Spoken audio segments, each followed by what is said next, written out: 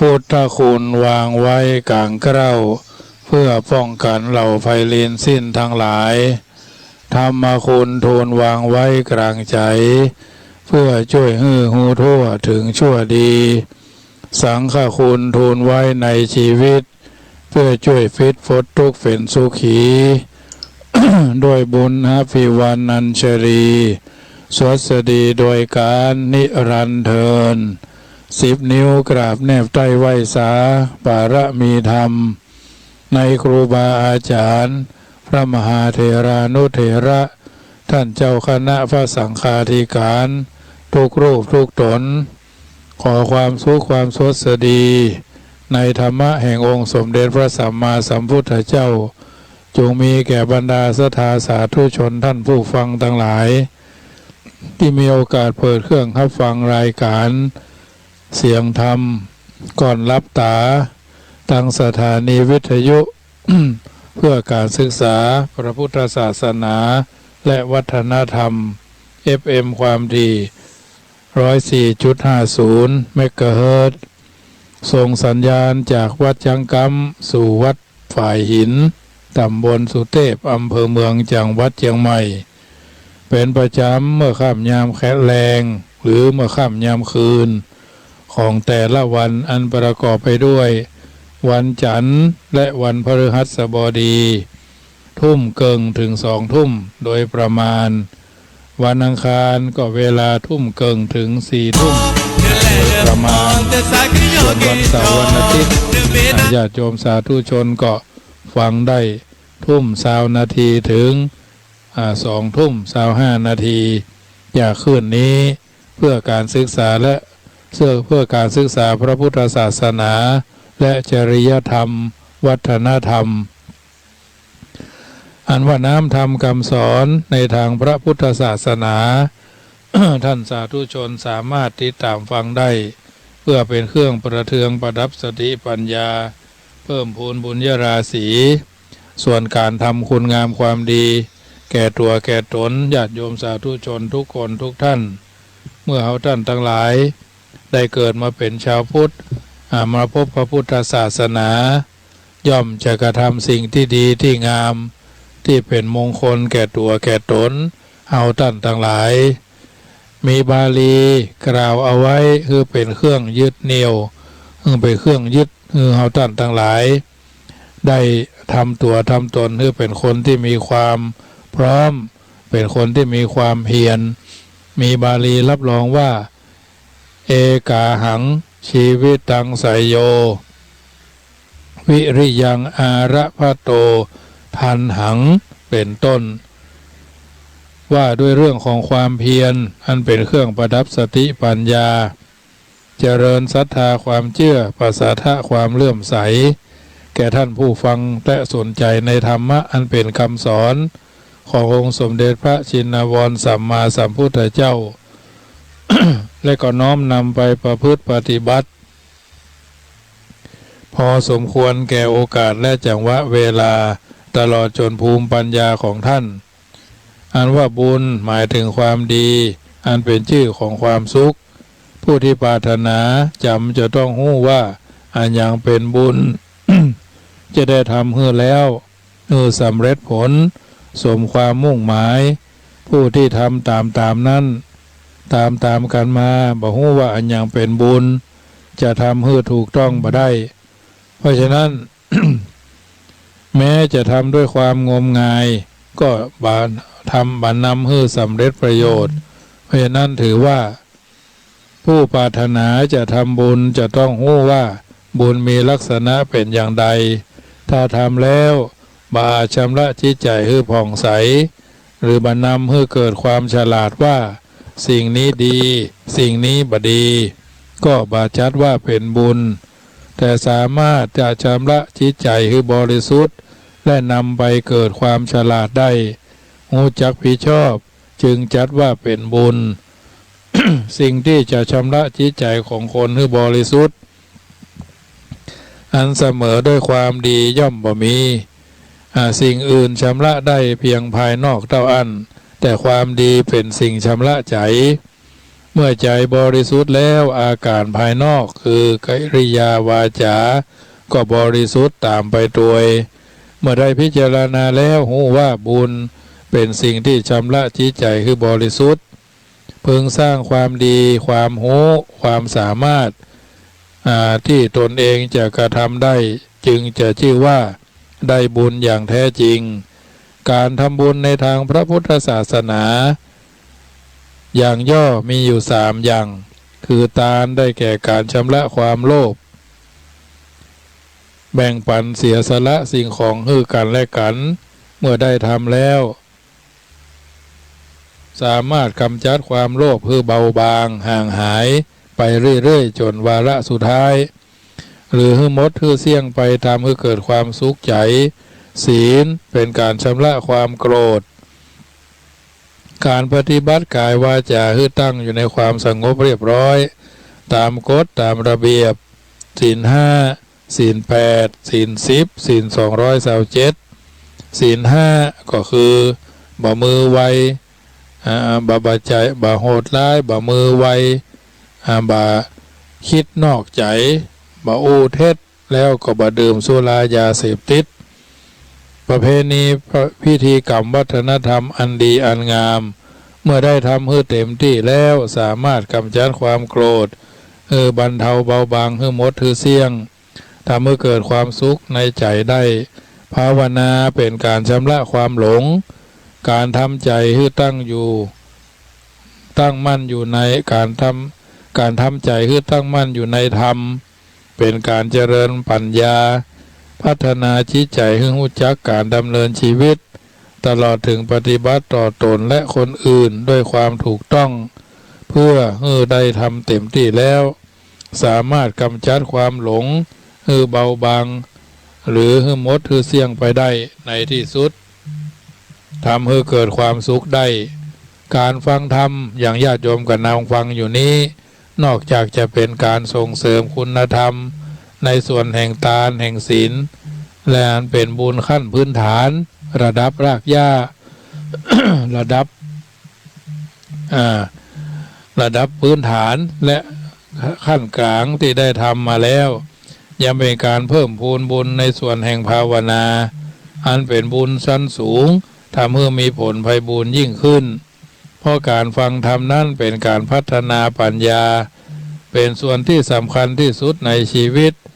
องค์สมเด็จพระสัมมาสัมพุทธเจ้าทรงแสดงอานิสงส์แห่งการฟังธรรมไว้ก็คือได้ฟังที่ยังบ่เคยฟังได้ความรู้แปลกใหม่บรรเทาความสงสัยมีจิตใจมั่นคงบ่หลงผิดในการดำเนินชีวิตได้อานิสงส์แห่งการฟังก็คือได้ฟังสิ่งที่ยังบ่เคยฟังได้ความรู้แปลกใหม่บรรเทาความสงสัยมีจิตใจมั่นคงบ่หลงผิดในการดำเนินชีวิตดังนั้นการฟังธรรมจึงมีอุปการะแก่ผู้มุ่งทำบุญเป็นอย่างมากเพราะประโยชน์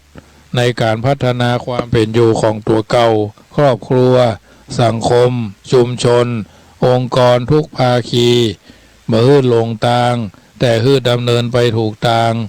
อย่างที่มีคุณภาพเหมือนป้ายบอกทางเหมือนแสงไฟบอกทางเครื่องหมายบอกทางทำให้มีประสิทธิภาพทำให้มีประสิทธิผลบรรลุจุดประสงค์และเป้าหมายและทรงไว้ซึ่งคุณธรรมท่านสาธุชนท่านผู้ฟังทั้งหลายตามที่บาลียกขึ้นไว้ตะกี้ว่าคนขี้ค้านมีความเพียรย่อหย่อนมีชีวิตอยู่เป็น100 ปีบรประเสริฐอย่างเลยส่วนชีวิตของคนที่ปราศจากความเพียรอย่างมั่นคงแม้จะเป็นผู้อยู่ได้เพียงวันเดียวก็ยังประเสริฐกว่าความเพียรเป็นคุณธรรมพยุงจิตบ่ฮึกึดย่อท้อในการประกอบการงานความเพียรเป็นคุณธรรมพยุงจิตบ่ฮึกึดย่อท้อในการประกอบการงานมีหน้าที่เป็นกลางบ่ดีบ่ชั่วแต่เมื่อเข้าไปสนับสนุนกิจการใดๆย่อมทำกิจการนั้นๆให้แห่งขึ้นทั้งทางถูกและทางผิดเหตุนั้นพึงพิจารณาใจความเพียรแต่ในทางที่ชอบ เพราะเหตุว่าความเพียรนี้ถ้าคนบดีนำไปใช้ในทางที่ผิดบ่ชอบบ่ควรแล้วก็ก่อคือเกิดโทษภัยอย่างใหญ่หลวงเป็นเหตุให้เกิดความเดือดร้อนทั้งแก่ตัวเก่าและคนอื่นเป็นอันมากพระสัมมาสัมพุทธเจ้าตรัสความเพียรไว้4ประการ1เพียรระวังบ่ให้ความชั่วเกิดขึ้นในใจ1ระวังเพียรระวังบ่ให้ความชั่วเกิดขึ้นในใจหมายความว่าตามปกติใจของคนเฮาบริสุทธิ์สะอาดบ่มีบุญบ่มีบาปแต่สิ่ที่ต้องเพียรระวังป้องกันบ่ให้เกิดขึ้นให้แก่ใจเป็นอันดับแรกคือความชั่วได้แก่การทำการพูดการคิดโดยอำนาจความโลภความโกรธความหลงเป็นไปเพื่อเบียดเบียนตนและคนอื่นให้เกิดความเดือดร้อนความชั่วนี้ต้องเพียรระวังบ่ให้เกิดขึ้นเลยเป็นการดีถ้าปล่อยให้เกิดขึ้นแม้เพียงเล็กน้อยก็จะก่อให้เกิดทุกข์ภัยอย่างใหญ่หลวงในภายหลังจะหันได้ดังไฟที่เกิดจากต้นไฟเพียงเล็กน้อยหรือจากไม้ขีดเพียงอันเดียวชิ้นเดียวก้านเดียวเนาะจะลุกลามใหญ่โตสามารถเผาผลาญบ้านเมืองได้บ้านเรือนได้ความชั่วก็เช่นเดียวกันบ่ควรดูหมิ่นว่าน้อยมีประมาณเพียงเล็กน้อยเท่าอันจะบ่ให้ผล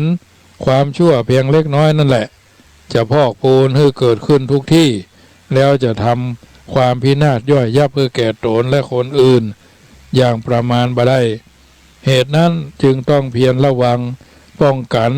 บ่ให้ความชั่วเกิดขึ้นได้ในใจ2ความเพียรระวังความชั่วที่เกิดขึ้นแล้วหมายความว่าเมื่อหู้ตัวอยู่ว่า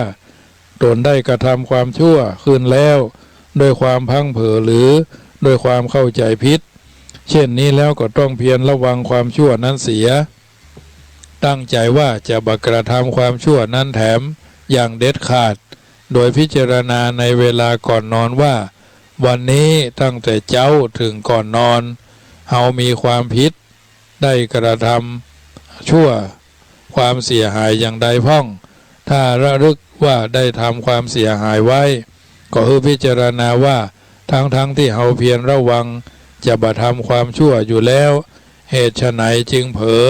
กระทำความชั่วขึ้นมาแถมก็ได้ทราบว่าเป็นเพราะเหตุไร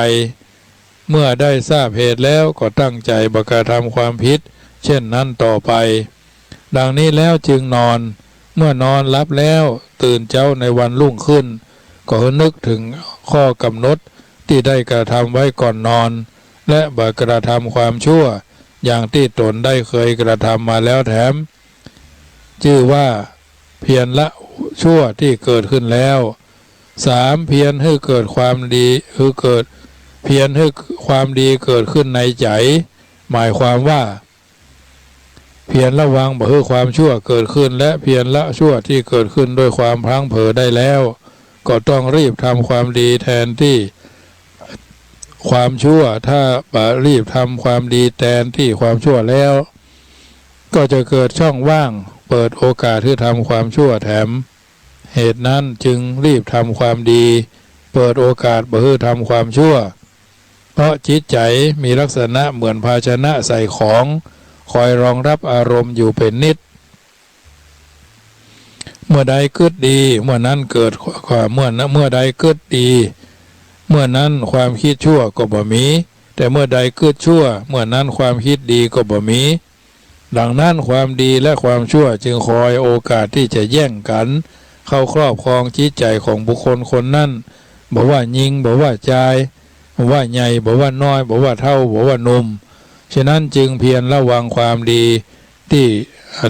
ฉะนั้นจึงต้องเพียรให้ความดีเกิดขึ้นในใจ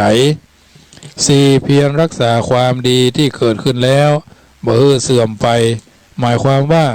เมื่อได้สร้างสมคุณงามความดีให้เกิดมีในใจแล้ว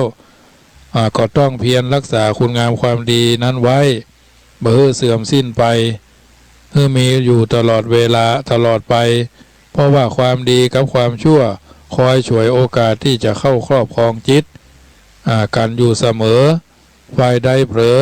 เป็นผูกฝ่ายหนึ่งซึ่งคอยฉวยโอกาสอยู่แล้วเข้าครอบครองจิตใจทันทีเหตุนั้นความดีที่ได้ทำให้เกิดขึ้นแล้วจึงต้องพยายามรักษาไว้เปรียบเหมือนคนที่แสวงหาทรัพย์ไว้ได้แล้วถ้าใช้หมดไป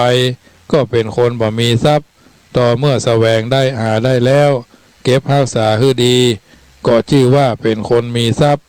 บ่ยากจนคุณงามความดีก็เหมือนกันเมื่อทำให้เกิดมีขึ้นแล้วก็ต้องพยายามรักษาไว้ให้ดีมีนักเท่าใดก็เป็นปัจจัยเกื้อกูลให้เกิดความสุขใจเท่าอันดังนั้นจึงต้องเพียรรักษาความดีที่เกิดขึ้นแล้วบ่คือเสื่อมไปความขี้ค้านมีความอ่อนมีความเพียรย่อหย่อนมักอ้างเหตุการณ์ต่างๆแล้วบ่ทำงานเป็นต้นว่าเมื่อเฮาทำงานก็ต้องเหน็ดเหนื่อยก็เลยนอนเหียบ่ทำงานสักกรรมเมื่อเฮาทำงานเสร็จแล้วถ้าทำแถมก็ต้องเหนื่อยแถมเลยนอนเสียย่อมทำงานย่อมบ่ทำงานบ่ยอมทำงานและอ้างว่าเวลานี้เจ้าอยู่นะฝนตกแล้วไม่โอ้เย็นนอนห่มผ้ากำลังม่วนรับกำลังอุ่นอยู่ยิ่งช่วงนี้ฝนตกฝนอาจจะห่างและจะออกวาสาแล้วเริ่มเย็นมาแล้วตอนเช้านะโดยเฉพาะแถวบริเวณวัดจังกำตอนเช้าก็มีเมฆมีหมอกละอองน้ำละอองเหมยตกลงมาเจ้าไปเยี่ยมดูควายดูงัวลูกพอทั้งหลังโหเหมยตกเฮ้ยญาติโยมอันนี้ก็เป็นบรรยากาศแบบเก่าเดิมอ่อนญาติโยมอยู่ในเวียงนี่ก็คงบ่ค่อยจะได้สัมผัสอาตมาภาพนี่ได้สัมผัสทุ่งนาท้องทุ่งเย็นตอนเย็นนี่ก็จบรายการแล้วก็ไปยื้อพอน้องควายทำกรรมเรื่องเย็น เย็นญาติโยมเหมยตกนะ อันนี้ก็ถือว่าเป็นความสุขใจสบายใจอยู่ชนิดหนึ่งที่สามารถที่จะแลกซื้อแลกเปลี่ยนเสาะหาได้ง่ายๆญาติโยมไอ้นั้นมีคำสุภาษิตเก่าเตือนใจกันว่าคนขี้ค้านจะมีความหู้ได้อย่างใดคนบ่มีความหู้จะมีทรัพย์สมบัติได้อย่างใดคนบ่มีทรัพย์จะมีเพื่อนได้อย่างใดและคนบ่มีเพื่อนจะมีความสุขได้อย่างใดเพราะเหตุนี้พระสัมมาสัมพุทธเจ้าจึงตรัสว่าคนที่ขี้ค้านมีความเพียรย่อหย่อนมีชีวิตอยู่ตั้ง100 ปีประเสริฐเลยเพราะคนขี้ค้านไร้คุณงามความดีอันจะเป็นที่พึ่งของตัวและคนอื่นส่วนคนที่ไม่ยอมอ้างเหตุแห่งความเสียดค้านความเพียรอยู่เป็นนิดเป็นต้นว่าเขาต้องทำงานและต้องทำงานนั้นให้ดีถึงที่สุดทำให้เสร็จไม่ยอมอ้างเหตุขัดข้องว่าหนาวนักร้อนนักหิวนักกระหายนักแล้วบ่ทำงานมีแต่ความเพียรบ่เกรงกลัวต่อเหตุขัดข้องเมื่อเป็นเช่นนี้จึงก้าวล่วงความทุกข์ยากนานาประการได้เพราะเหตุนั้นองค์สมเด็จพระสัมมาสัมพุทธเจ้าจึงตรัสว่าชีวิตของคนที่ปรารถนาความเพียรอย่างมั่นคงแม้จะเป็นอยู่ได้เพียงวันเดียวก็ยังประเสริฐกว่า เพราะว่าชีวิตของคนที่ปราศจากความเพียรมีคุณงามความดีเป็นที่พึ่งของตนและคนอื่นมากมายสาธุชนท่านผู้ฟังทั้งหลายได้ยินได้ฟังน้ำธรรมคำสอนแล้วก็ควรจะพิจารณาว่าคนหนึ่งมีเฮาคนหนึ่งมีอำนาจกิเลสยังพ้นจากวัฏสงสารจะต้องเดินทางกันดารผ่านภพชาติชราพยาธิมรณะละโลกมาสร้างสมคุณงามความดี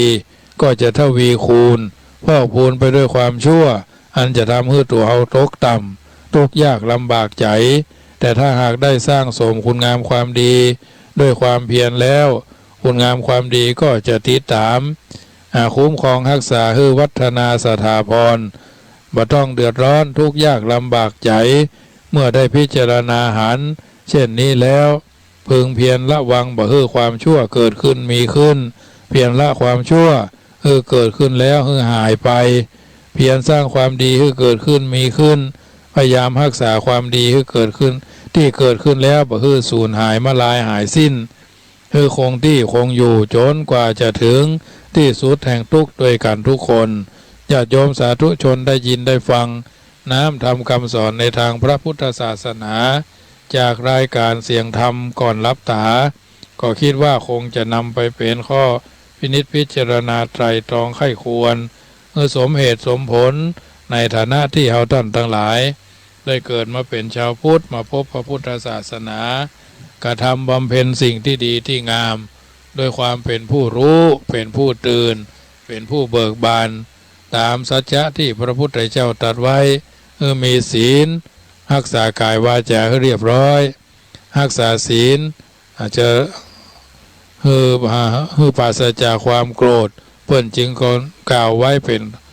ธรรมะเตือนจิตสุภาษิตเตือนใจข้าวจ้อยซอเอาไว้เป็นบรรทัดฐานว่าก้อยฟังเตอะนาเอาอาพี่น้องในโขงเขตห้องรัตนาล้านนารัฐาขอฝูงญาติมิตรได้ตั้งโสตาจักไขวาจาเป็นเรื่องศีลห้าปัญจศีลังนั่นละศีลห้าตามพระพุทธาบอกไว้ตั้งใจเขียนข้าวสารแต่งการก้อนไก่บอกไว้เป็นข้อเนื้อนายอันศีลข้อหนึ่งบอกไว้จากไข่สัตว์ตัวใดๆจะได้ไล่ฆ่าสัตว์น้ำสัตว์บกตกอยู่โลกล่าจะได้เตะปลาแตกมั่งบอกว่างัวควายตั้งมาและจ้างอย่าฮือขาดความอินทรีย์อย่าผูกกองมัดจ้องมัดบุบถีฮือแปลงใจดีเมตตาแผ่กว้างศีลข้อที่สองอย่าถองห่วงห้ามคืออตินนาอย่าลักแก้วแหวนเงินทองเข้าของสิงทรัพย์อย่าลักย่องยื้อถือเอาเจ้าของเปิ้นหูจับตามกฎหมายขังคอกเนินนายเสียใจเมื่อล่าศีลข้อที่สามถามลุงถามป้าจี้ว่ากาเมจำไว้ห้ามบ่ฮื้อไผยิงใจต่างค้ายลักลอบเล่นอันกามาผัวเปิ้นเมียเปิ้นเมาหวันตันหาคบจู้กามาพิษทำพระเจ้าบอกว่าไผถึงหนุ่มถึงเท่าอย่าได้มัวเมาเรื่องนั้นกามตันหาจ้างปลาล่วงล้ำเป็นไฟวู่ไม่สันดานศีลข้อสีนั้นจักบอกไข่ปันโมสาวาตังอย่าได้กล่าวท่านอย่าจุไล่ไผยิงใจต่างบ้านอย่าจ่าลวงพางอวดหูอันจาดคนลวกย่อมดักโคตรคู่บอกจ่าผู้อู้คุยโวอู้จ่าเลอะเทอะปะเลอะปะเตอป่าคำอู้ป่าโลใจการบ่ได้มีสัจจาว่าได้เป็นได้ไผคนใดก็ฮักข้อห้านั้นหนาเพิ่นจ่าไว้นักว่าอย่ากินเหล้าสุราบดีดื่มล้ำน้ำพิษนาชื่อว่าสุราเมรัยเนื้อเจ้าเมลัยเนื้อเจ้าญาติโยมสาธุชนท่านผู้ฟังทั้งหลายศีลห้าเป็นเครื่องร้อยลัดเพื่อเอาท่านทั้งหลายนำไปคิดนำไปพิจารณาหนทางพอมืนตากว้างพอทางไกลพอไปทางใดจิตใจก็สบายกันที่หั่นแต่ถ้าหนทางกีดก้อม